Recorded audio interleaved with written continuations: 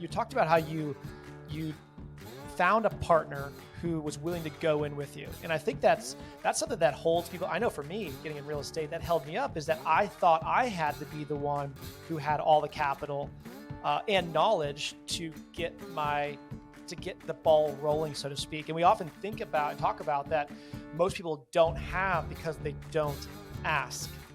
And so can you kind of walk through how did you choose that person, but then how did you approach them in partnering with you? Yeah. So part of it is just being self-aware of like, what am I uniquely good at and what am I not good at? Just making sense. And so for me, I'm a risk taker. I'm a starter. I'm not intimidated by calculated risk. I mean, I'm going to work numbers, but my optimism is go. Just making sense. I don't live in a scarcity mentality. And so, and that's good, but also crazy because sometimes I do that with my time and I get a little overcommitted. So,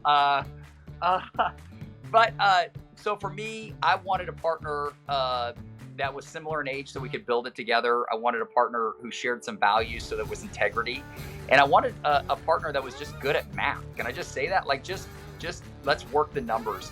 So I found a CPA, a guy that shared my faith and values, similar age. And I said, hey, bro, I am not afraid of hiring people. I can find the talent, find the local managers.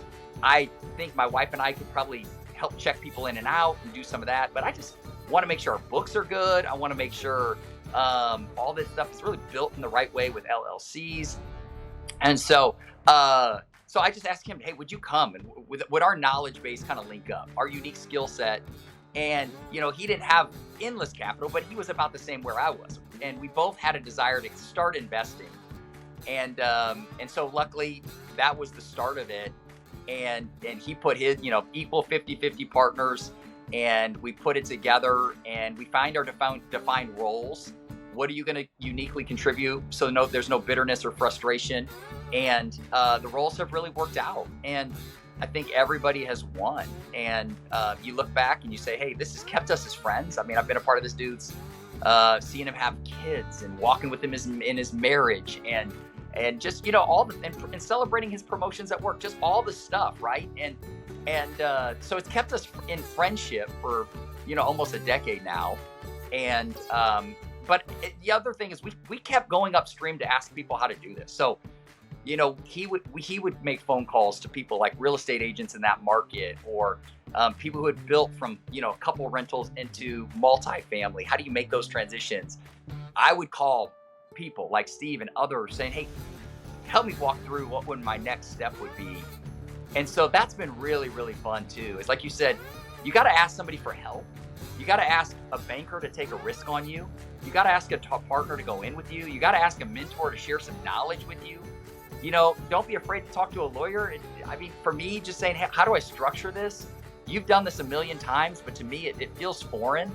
There are some barriers. Let's just keep it real. The barrier is there is a financial language that you have to learn. There is a real estate language that you kind of have to learn. But guys, if I'm telling you, I can barely spell my middle name. And if I can figure it out, I am not in this, I'm very average and ordinary, I mean, it's just keep taking that next step and don't be afraid to ask.